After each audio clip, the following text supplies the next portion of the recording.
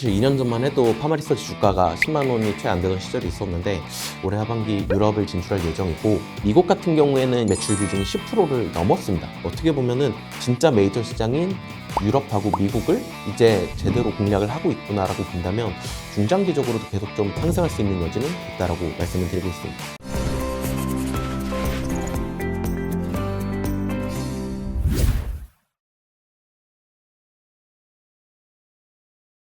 예, 안녕하세요. 자이언트TV 홍순빌입니다. 최근 피부 미용이 주목을 받으면서 주식시장에서도 의료기기 그리고 에스테틱 관련된 종목들의 주가가 올라가고 있습니다. 그래서 오늘은 피부 미용, 뷰티 쪽을 분석하시는 박종현 다올투자증권 연구원님을 모시고 한번 이야기를 들어보도록 하겠습니다. 네, 연구원님 안녕하세요.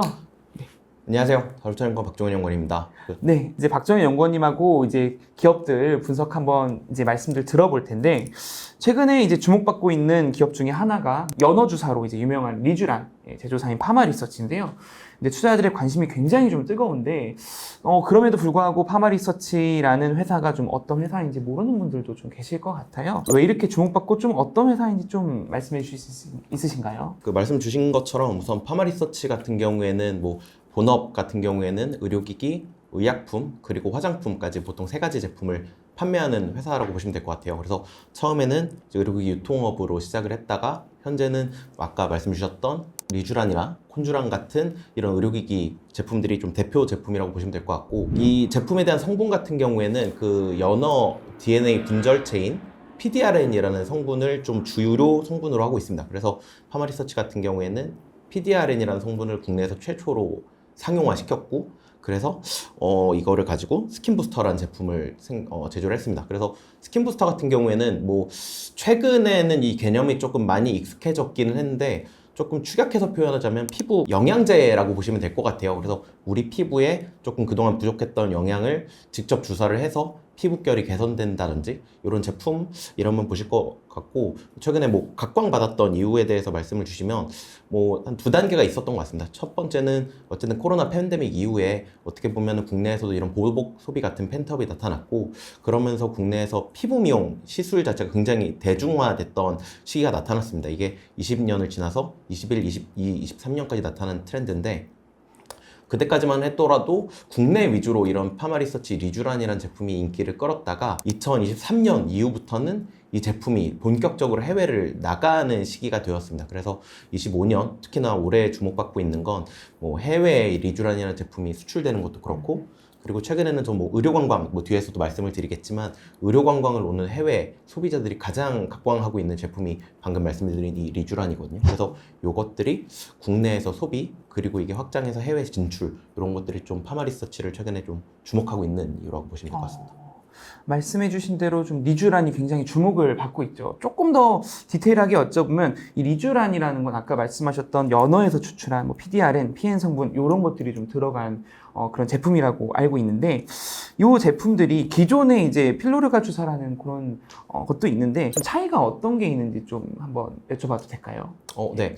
먼저 이 제품군 같은 경우에는 아까 말씀드린 것처럼 스킨부스터라는 제품이라고 보시면 될 것 같은데, 기존의 톡신이나 필러 같은 제품군과는 효과가 다르다고 말씀드려요. 그래서 톡신 같은 경우에는 말 그대로 근육에 마비를 시키는 기전을 통해서 일시적으로 주름을 개선하는 게 톡신의 효과라고 보시면 될 것 같고, 필러 같은 경우에는 뜻도 그렇겠지만 필러잖아요.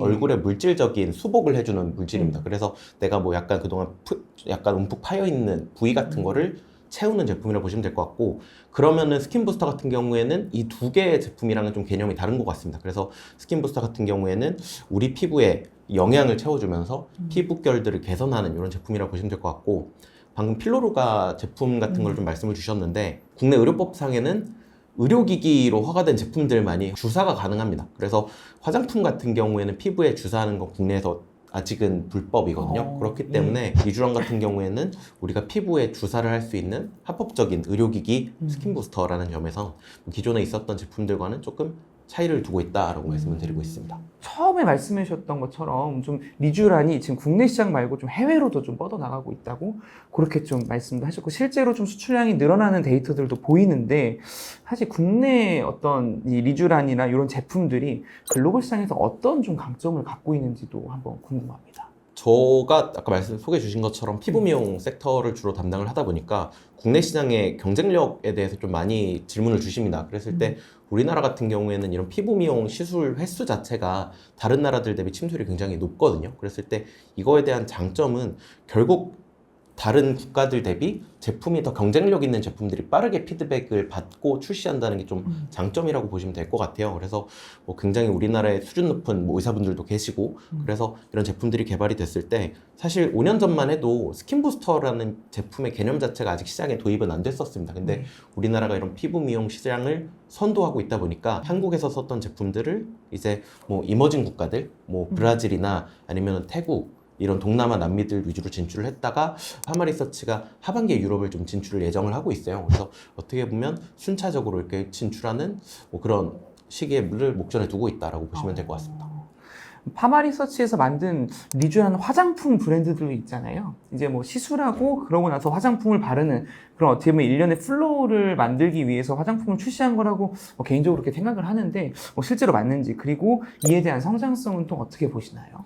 이번 1분기 실적에서도 그렇지만 화장품의 연간 YY 그로스가 30% 이상 넘게 나왔습니다. 그래서 말씀 주신 것처럼 파마리서치가 리쥬란이라는 브랜드 자체가 전 하나의 브랜드로 각인이 됐다라고 생각을 하고 있습니다. 그래서 파마리서치의 이 리쥬란이라는 게 어떻게 보면 에스테틱의 하나 브랜드로 자리를 잡았고 말씀 주신 것처럼 이거를 화장품 리쥬란 코스메틱이라는 브랜드로 런칭을 했더니 이게 어떻게 보면 좀 일정의 시너지가 나는 것 같아요. 그래서 우리가 피부과에서 파마리서치의 리쥬란을 시술을 받고 어떻게 보면 이게 보통 한 6개월에 한 번 정도 시술을 권장을 하거든요. 그러면은 6개월 시술을 받고 그럼 그 남은 기간 동안 이 리쥬란 화장품을 뭐 유지 목적으로 사용하는 걸 어떻게 보면 하나의 시너지로 내고 있고 사실은 뭐 파마리서치가 만드는 이 리쥬란이라는 제품이 어떻게 보면은 이런 GMP 인증을 받은 의료기기잖아요.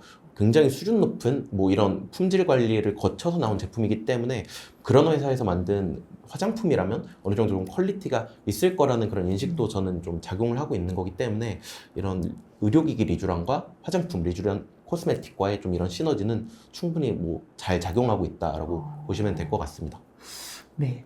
이번에는 한번 투자자 관점에서 한번 살펴볼게요. 말씀하신 그런 브랜드도 되게 좋은 브랜드라는 걸 아셨을 텐데 주가적인 측면에서 봤을 때는 2023년 한 2년 전만 하더라도 주가가 한 5만 원 정도에서 왔다 갔다 했더라고요. 근데 지금은 40만 원 선을 넘었어요. 거의 한 8배 정도 그렇죠. 뛴 건데 뭐 그간에 갖고 계셨던 보유하셨던 분들은 굉장히 사실 뭐 만족스러운 수익을 얻으셨을 거라 생각하지만 신규로 투자를 해볼까? 이런 좀 확대되는 시장이니 한번 투자를 해볼까 하는 분들의 입장에서는 좀 주가가 높은 거 아니냐 이렇게 좀 부담스러워 하실 수도 있을 것 같아요. 그래서 향후 주가 흐름과 또 실적 전망 이런 건 좀 어떻게 보시나요?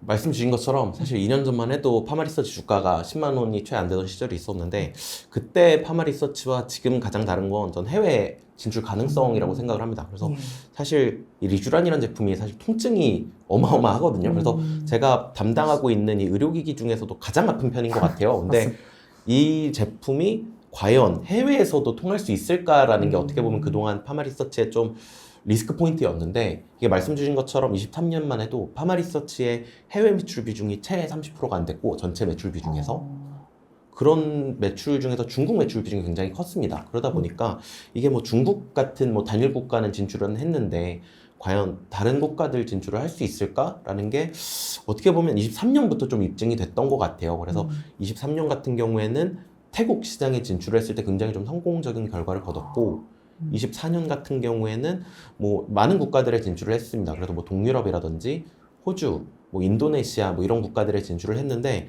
23년, 24년 어떻게 보면 이 제품의 해외 진출 가능성을 좀 확인한 시점이라고 생각을 합니다. 그래서 뭐 2년 전 대비 좀 굉장히 좀 빠른 주가 급등을 보여줬던 것 같고 결국은 향후 전망에 대한 내용인데 앞서 말씀드린 것처럼 파마리서치 같은 경우에는 올해 하반기 유럽 진출을 좀 예고를 하고 있습니다. 그래서 올해 하반기 유럽을 진출할 예정이고 미국 같은 경우에는 이게 말씀드렸던 리쥬란 같은 경우에는 의료기기로 아직 허가는 나와 있진 않아요. 근데 이게 도포용 화장품으로서 판매가 되고 있거든요. 그래서 이미 4분기 해외 매출 비중을 보시면 미국의 매출 비중이 10%를 넘었습니다. 전체 해외 매출 비중 중에서. 그래서 어떻게 보면은 진짜 메이저 시장인 유럽하고 미국을 이제 제대로 공략을 하고 있구나라고 본다면 저는 뭐 지금 파마리서치의 주가가 뭐 단기 급등으로도 해석이 될 수 있으나 중장기적으로도 계속 좀 상승할 수 있는 여지는 있다라고 말씀을 드리고 있습니다.